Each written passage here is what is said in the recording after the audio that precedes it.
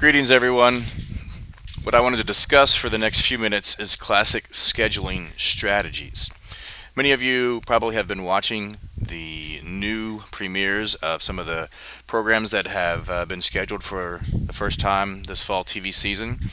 And if you are a TV junkie like I am, you're kind of excited about these new shows that are coming up, and you're also very curious about why they come on, what night they come on, and what time they come on. Much of that is a programmer who has decided that certain strategies for scheduling are in order. Your book lists out about 12 of them. As you see here, anchoring, lead in, hammock, blocking, doubling, linchpin, bridging strategy, as well as countering, blunting, stunting, supersizing, seamless, and rotating. So what I want to do is chat with you a little bit about some of these strategies and also look at the TV season to see what if these are in play in any place. Um, Programmers do believe that when you surround a newcomer, a brand new show with a strong existing show, that ensures the best possible opportunity for the new show to rate as high as the established hits because it's all about ratings. Uh, so these days, you can see a lot of this in practice. Let's talk about the anchoring strategy in the beginning. Anchoring is the ability to put in your big main show, sometimes known as the leadoff. That's the primetime show that sets the tone for the network's evening. So let's actually take a look at what is on. Let's see. It is, well, last night was Tuesday night, as I'm recording this today on a Wednesday. But last night, your big show was Dancing with the Stars results show. And so you can see here, Tuesday for ABC, Dancing with the Stars is a big deal. And it is the anchor. You can also see that it was the anchor on Monday, Dancing with the Stars. But it was going up against its competition of How I Met Your Mother, which is a very popular show and doing very well. Has been on the air for a number of years. Partners is a brand new show, and there you can see that they're trying to get the newcomer actually in between How I Met Your Mother and Two Broke Girls. So we'll come back to that particular strategy there. But just make note that Dancing with the Stars was an anchor for Monday night, the lead-in. We can scroll down and see that for CBS on Wednesday, on tonight, Survivor is going to be the one. You also can check out the X Factor, both on Wednesday and Thursday for Fox, and NBC has got 30 Rock in its last season to kick off the night. So 30 Rock had actually been at 9, 9:30, and even at 10 at one point, but they've moved it in its final season to kick off the night, so it's the lead-in. So anchoring with that established series, that Emmy-winning series there. I'm excited here. Whitney is coming back, although they moved it to Friday.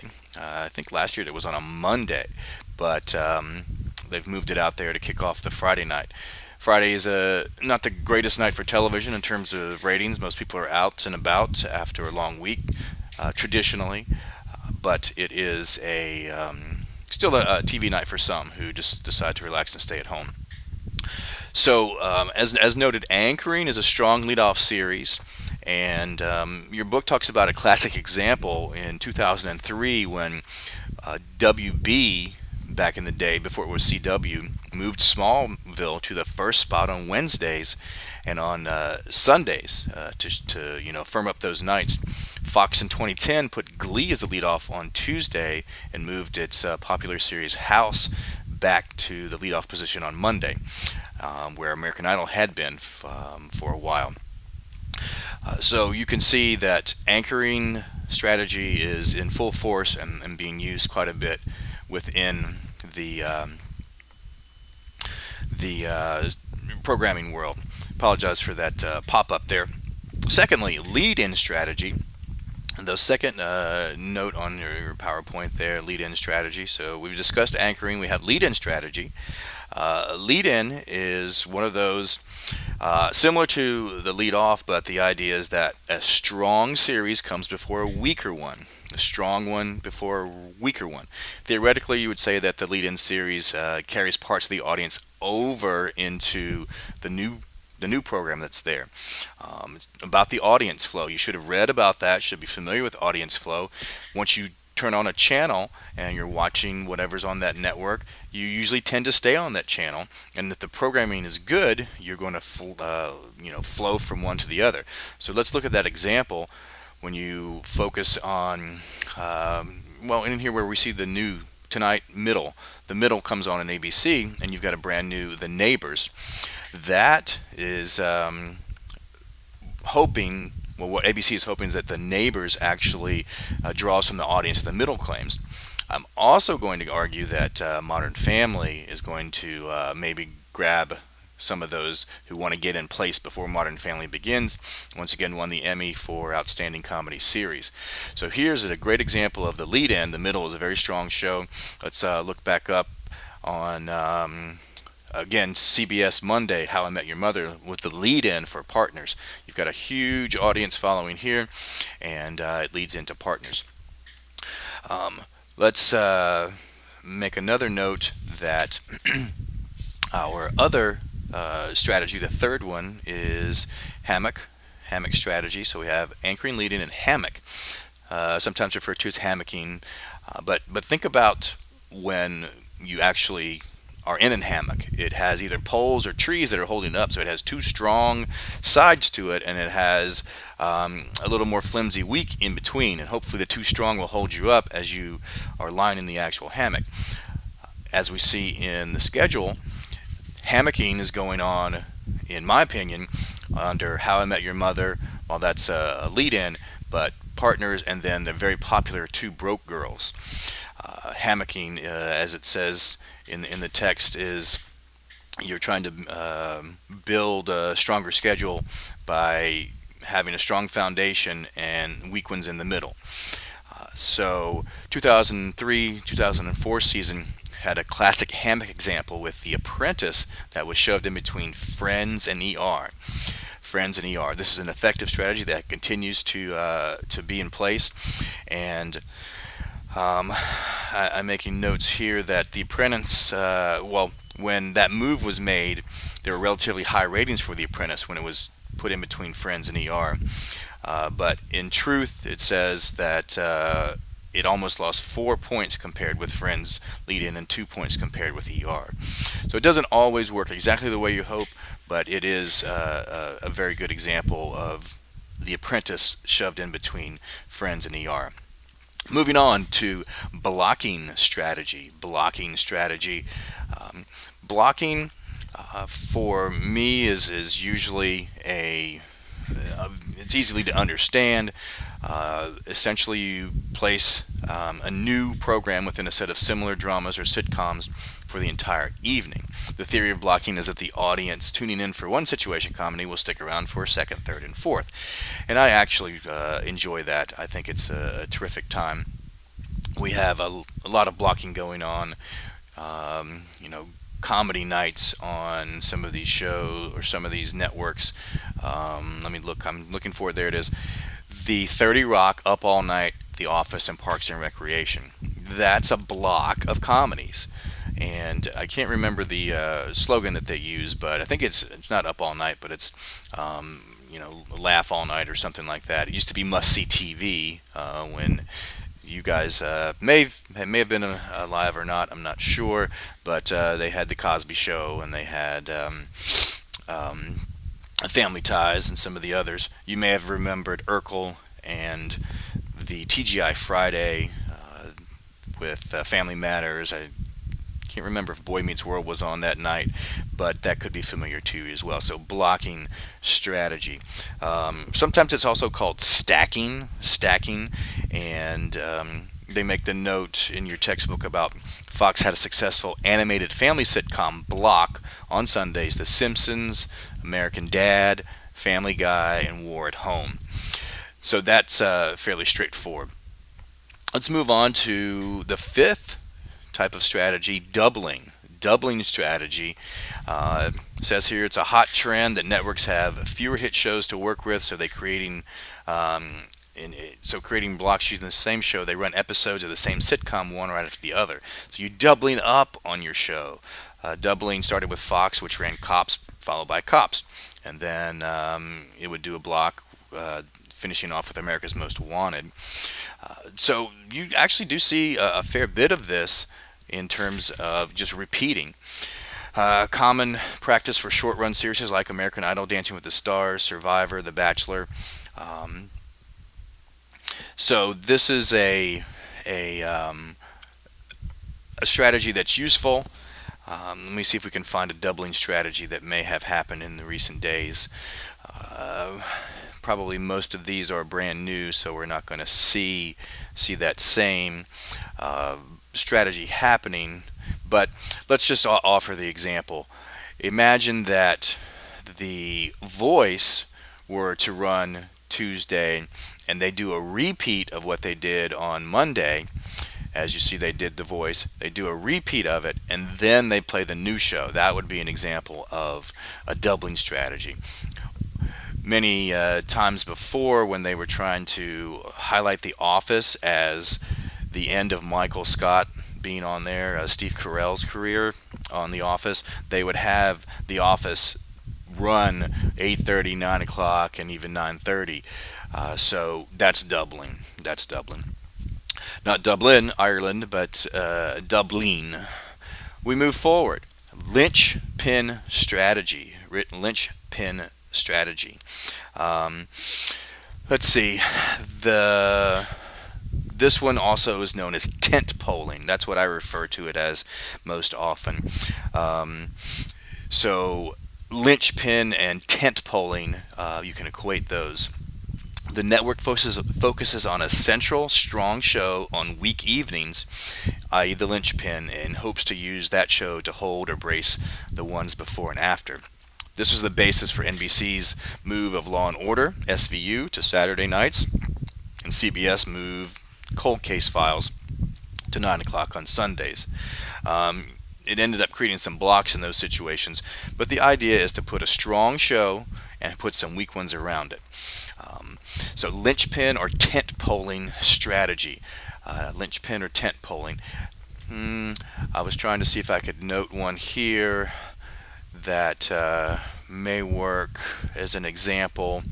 They've got since the new shows are coming out, they're not as solid as an example of tent polling, but I can potentially offer one. If say that a new sitcom were to run in the place of 30 Rock, and 30 Rock was at 8:30, and then there was a new show that came on at 9 o'clock, that would be an example of tent polling. Strong show in the middle, weak shows on the side. Strong show in the middle, weak shows on the side. So tent polling or linchpin, the strong show that you build around. We move on. Bridging is the final strategy on this first slide. Bridging strategy, not as common in commercial broadcasting, but it's useful in public broadcasting and cable networks like TBS and HBO. It has 3 variations. The best known one is the regular use of long form programs, 1.5 hours, that start during the access hour and continue into prime time. So starting at 7 or 7:30, that's the access hour. Perhaps I hope you've read about that.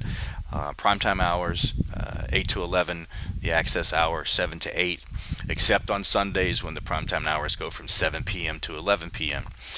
So that access hour is the hour before. Typically during the week you'll watch Wheel of Fortune and Jeopardy during that access hour, or some other show like Entertainment Tonight.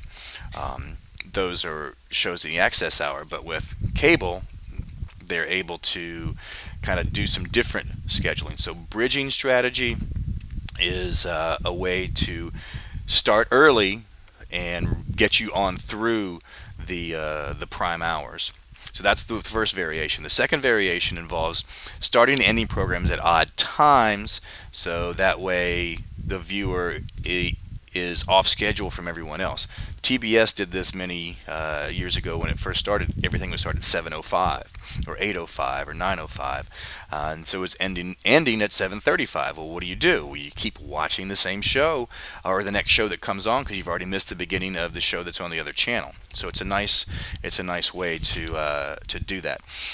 The third variation of the bridging strategy involves scheduling a half-hour shows against hour-long shows. So you put a strong show like King of the Hill.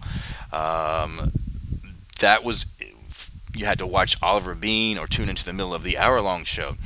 So the idea is that half-hour shows up against full-hour shows. Let's offer an example. Half-hour shows. Well, here it is. The X Factor coming on Thursday. Glee follows. So those are two very strong shows. But you've got hour-long and you got half-hour-long. So do you watch 30 Rock because it's a great show and then just come into the middle of the X Factor? Or do you just say, well, you know what, I'm just going to go ahead and watch Up All Night because I'm on this channel. I don't want to break into the middle. It won't make any sense. Who really cares? Britney Spears is boring, but I really want to watch Glee. So at 9 o'clock you switch over. So that's the idea behind that third variation of bridging. Moving forward to our next slide and noting that counter strategy is a way to pull viewers from the competitors by offering something completely different. I always offer the example of if it's traditionally when ABC used to run Monday Night Football, if Monday Night Football was shown there, CBS would run a movie or NBC would run a movie often appealing to the female audience. So it's counter programming. They even mention that in your book that they would counter with movies. Even this happens sometimes on Sunday night. They have Sunday Night Football on NBC. We can see that here. And as we scroll to Sunday, here it is, Sunday Night Football. So how do you counter to Sunday Night Football? Well, once upon a time, probably not something that a lot of males tune into, perhaps. I don't know. I haven't really watched the show. I think I caught a part of it. But it's counter. It's a different draw, a different target audience. The Amazing Race gets a mixed group. And, of course, you have your animation series here that has been a staple for a number of years, 23 seasons, I think, for The Simpsons, a long, long time. I could be incorrect on that. But counter programming is very popular. Almost getting there to the end. We look at blunting strategy. And networks choose to match the competition by scheduling a show with identical appeal. They're blunting. You're going head to head. You're just saying, look, I'm going to go up against you. If you got a comedy, I got a comedy too. My comedy's better. Example, 2006-2007 season of CBS and NBC. One ran CSI New York and Medium, while the other, those two, Medium and CSI New York, were run against each other. Two hardcore dramas. Same thing for ABC and NBC. Grey's Anatomy versus ER on Thursday nights. So blunting. You go head to head with a similar type program. Drama to drama, comedy to comedy. Offer a quick example. We're looking for comedy to comedy. I'll go to Wednesday night. I think I may find it. Actually, they're not. They're not going head to head because we got ABC has all of its comedies here on Wednesday night. We've got dramas with CBS, and we've got much more younger audience appeal with Arrow, a new show, and Supernatural. Of course, the X Factor reality programming. Here's an example. Animal Practice and Guys with Kids. This is a blunting strategy right here. The Middle versus Animal Practice. Neighbors versus Guys with Kids. The Guys with Kids is the Jimmy Fallon show, new show. It has Anthony Anderson in it.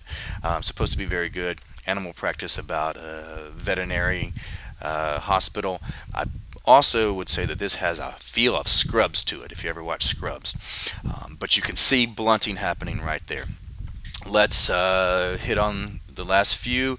Won't click back. Stunting strategy. To stunt is actually I will, a part of scheduling called stunting. It takes its term taken from professional football. It includes scheduling specials, adding guest stars, having unusual series promotions, and otherwise altering the regular program schedule at the last minute. So this is just very common, especially during sweeps. You guys are familiar with sweeps, the months of July, November, February, and of course the big one in May. So those are the four sweeps months. You have to know those. Again, they are July, November, February, and May. So you're going to have a special big stunt that goes on.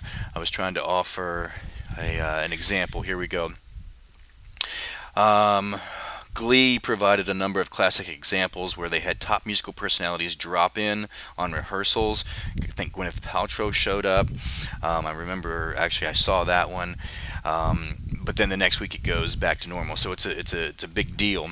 CBS used another form of stunting, and it paid $4 billion for the rights to sponsor or to air Major League Baseball during the 90s, which ended up being a financial disaster. Other specials, the Olympics. You just watched the Olympics, and NBC had its coverage in those very quirky London games, but it was very helpful for them.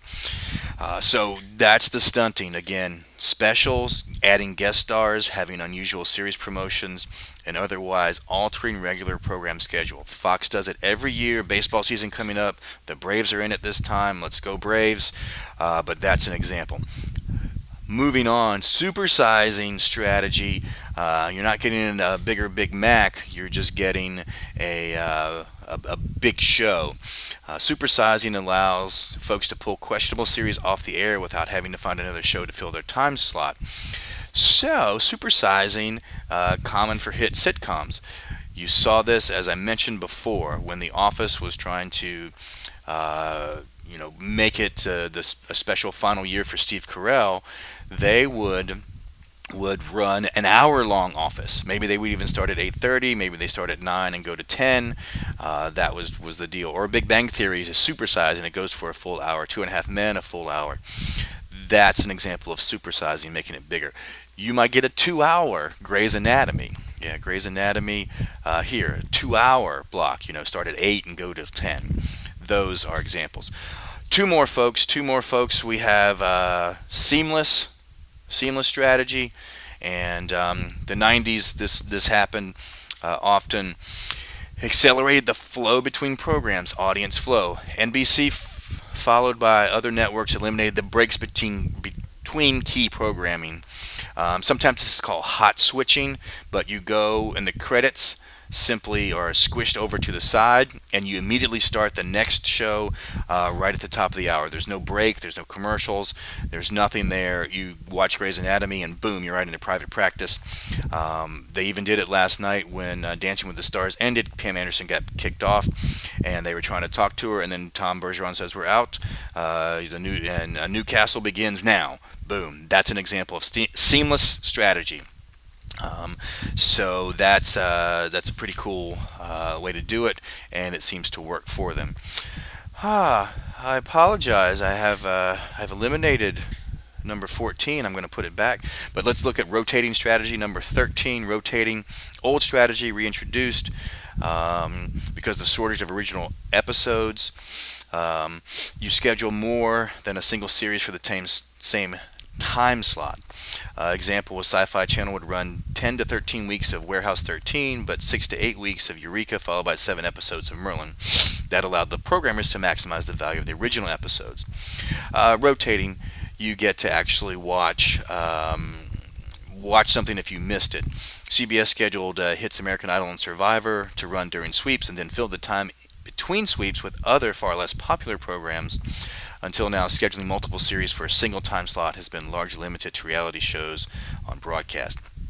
So, rotating strategy, again, an older strategy, and more often than not, the original program is more preferred. But what happens? What do you do when things run out? When you don't have enough episodes? So rotating strategy. And finally, the one that I need to add here, which I can since I have a live PowerPoint, is strip sampling strategy. And there it is, strip sampling strategy. That is a technique used to get new programs sampled across different nights, horizontal stripping, as it's known. The theory is that wide exposure will allow as many people as possible to see the show to follow its normal night. Basically, the show will appear and then it will appear again. And, 2 nights later. So if in case you missed it, then you might pick it up from Wednesday to Friday. Example, in a variation, Cape aired its premiere episodes on both network and cable channels during the first week, did a cross-media scheduling, and the strip sampling strategy has to be combined with heavy promotion campaigns in order for it to work. So there are your 14 strategies. Go back for a quick review. Anchoring, that strong show that kicks off the night. The lead-in strategy, you have that big one to get you going and rolling. Very, very similar, those first two. Hammock, you have two strong with 1 week in between. Blocking is where you have a block of dramas or a block of comedies. Doubling, you show The Office at 8:30 and then you show it again at 9. So you double up on the same show. Linchpin or tent polling, you have a strong one in the middle, 2 weeks on the side. Bridging strategy, I'm having a brain fade for a moment. Yes, bridging strategy is having a show for an hour and a half and trying to get people not to switch over into a broken show. So if you have a program that is for 30 minutes and you have for example, Hit Movie starts at 7 or 7:30, and then you can get through part of the access hour and into the regular primetime hour. So bridging, and then wrapping up for this slide, countering Monday Night Football versus a more quote-unquote female-oriented movie would be an example of countering. Blunting, you go head-to-head strong, same type of program. See who's the better of the programs. Stunting, you have specials, you have Olympics, you have playoffs, those types of shows. Supersizing, you show us multiple episodes of the same one or a longer episodes. Seamless strategy, or hot switching, you switch from one to the other without a commercial break. Rotating strategy, the one that probably was a little goofy. Let's look here. In the early days of network television, the very popular Jack Benny show ran every other week, regularly alternating with another program. So it's the idea that you rotate it around, that Jack Benny would come on, but then you have to wait a couple weeks. We sometimes see this, say for example, in True Blood. It'll come on for a while and it may pause for a moment and it'll fill in something else so that they can make sure everyone is caught up. So that is rotating. And finally, strip sampling strategy, to be able to have new series air on several different nights across their premiere weeks. So it doesn't just come on Monday nights. It can come on Monday, Wednesday, and maybe even again on Saturday, just to make sure that they have maximized the audience. That is your quick overview of classic scheduling strategies.